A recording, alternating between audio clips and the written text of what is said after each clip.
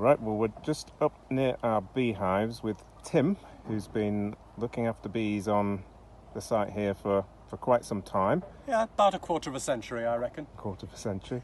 Tim's going to tell us a little bit about what he does with our bees and maybe a little bit about some potential honey that we might have this year. So I'll just put the microphone in. So yes, Tim, do you want to say a little bit about how long you've been involved and how you got involved with? Okay, so in my family it was part of history that my dad had kept bees, but he'd stopped as part of the war effort, but he'd stopped when he got married.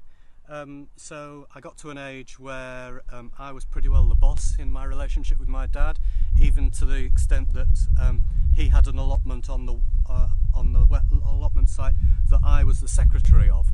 So I was sort of wearing the trousers in our relationship. And I thought it'd be nice to be father and son again.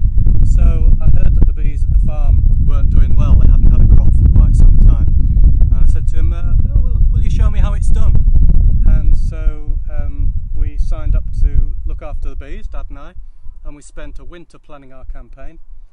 And about the third time we opened them in the spring, they had a real go at Dad and hospitalised him.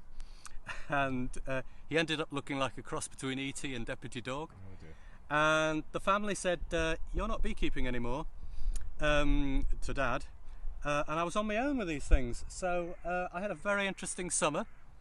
And at the end of the summer, I jarred up 19 jars of honey, which was a triumph in my view. But the family said, well, you can buy cheap Chinese wildflower for 20p a jar down the market. You know, what are you doing, spending all your time doing that? But I thought it's a quality of life issue for me, among other things. I like being here. I like working with bees. I like knowing where my honey's come from. I like working with the wax. So yeah, quarter of a century later, I'm still at it. Very good. So how many hives do we have here? We try to run 4, but the bees are wild animals. They have minds of their own. So this spring we were down to 1. That wasn't necessarily the bees' fault. We did have a little bit of trouble with people turning them over and interfering with them, which they don't like. And the bees we had last summer were actually very docile bees, nice and easy to work with. We're up to 5 now, so we've worked for stock this year rather than crop. You can either work to increase your stock or work your stock to make a crop.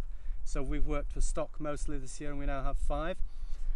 They're considerably more defensive than last year's bees are, so that makes our job a little more interesting, but hopefully it means they'll look after themselves a bit better as well.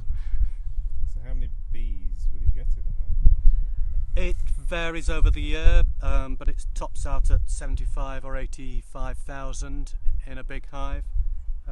So your average big wasp's nest is 3,000 to 5,000.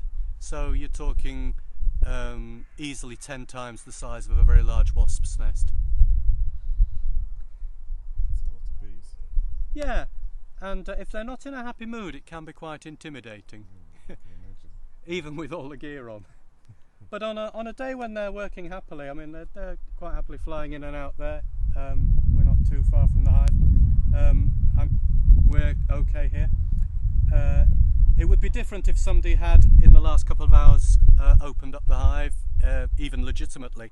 They would then be in a more defensive mode, and I wouldn't recommend anybody sit here then. So what's involved in the keeping of bees then? What do you do? The main commitment is April, May, June and July. You really ought to be looking at them once a week to make sure that things are going in the right direction. After that, the work's pretty flexible, so you can pretty much do what you want. But April, May, June and July, if you don't want the bees to be in the driving seat, you need to be in the driving seat. So the main job is managing the way the bees are working, because if they start making queens that you don't need or want, and spend their energy working for stock, then you won't get much crop. In fact, you won't get any crop. So just for people who might not know the importance of the queen and how...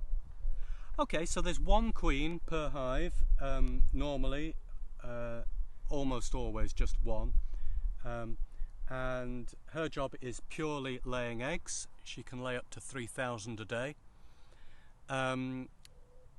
She's got to be mated in the first, I think it's 2 weeks of life, or she can't mate and she won't mate. And on that mating she stores the sperm inside her, and she can then lay bees for up to 5 years given a chance.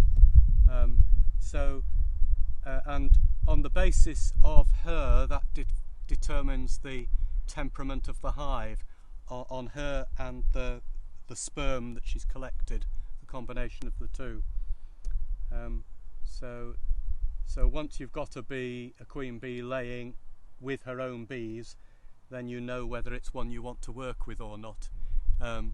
And bees it's just like dogs, you can get a whole range of different temperaments in bees. Some of them are very defensive, some of them aren't. Some of them collect a lot of propolis, which is like the sap off trees, and gum the hive up, so it makes it very difficult to work. Some of them don't.